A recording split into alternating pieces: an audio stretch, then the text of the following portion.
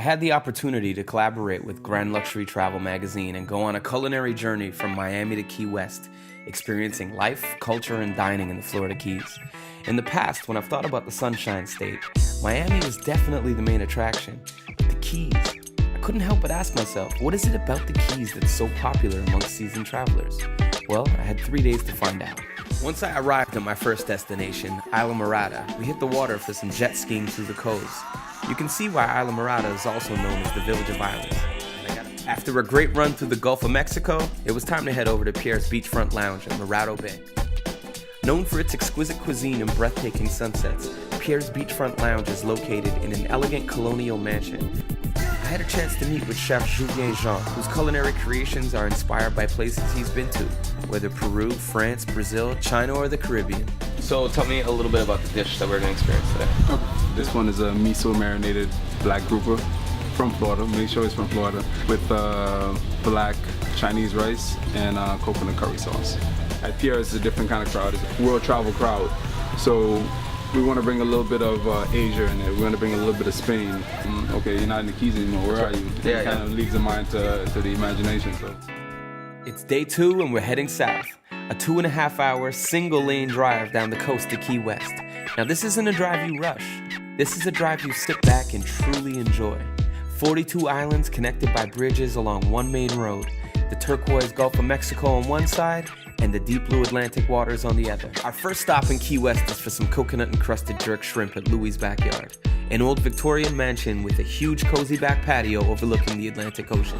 The Caribbean jerk seasoning there, a lot of chilies, lime juice, oregano, thyme, garlic, a little olive oil. There's quite a flavorful mix, and it's coating in the shrimp, and there's some on the bottom underneath there. We have parts of palm here as well, and plantain, so it's a very tropical feeling dish. After a sun-kissed lunch, what better way to enjoy the afternoon than experiencing a boat ride across Key West Harbor to the resort island named Sunset Key. Latitudes is a restaurant chef's dream of. Its tropical surroundings, exclusive ocean view, and resort spa-like atmosphere feel like a private villa on the sandy beaches of Jamaica. Executive Chef Todd Hollander and team have created a culinary experience that allows guests to dine al fresco on the patio overlooking the Gulf of Mexico. I had the chance to experience the butter-poached fresh Florida lobster tail. After a long day of traveling, sunshine, and seafood, it was time to hit the popular Duval Street. I headed over to 915 to meet owner Stuart Kemp to find out a little more about Keys culture and sample his famous organic homemade gin cocktail. Key West has a unique culture in the sense that for me it's the microcosm of how the greater world should operate. You could be sitting at the bar with a busboy on one side, a dishwasher on the other, talking to someone who's a multi-millionaire. And it's the nice thing about Key West is if you play the VIP game, you get no one wants to know. Key West was definitely a great experience. It's a tight-knit community with a Caribbean feel right here in small-town America. There's something for everyone here.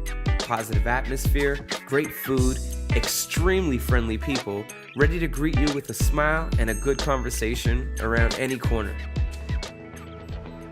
My last stop on the way back to Miami is Snook's Bayside Restaurant, where South Beach meets the West Indies.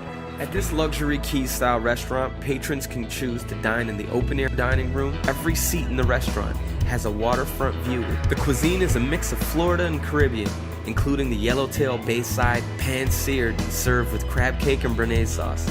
The mahi is excellent with the sun-dried tomato. Capers give it that little zing, which is lovely. I had the chance to sit with owner Jennifer and enjoy some of their famous rum punch and mouth-watering surf and turf. 3 days, over 400 kilometers, and 5 fabulous meals later, I get it.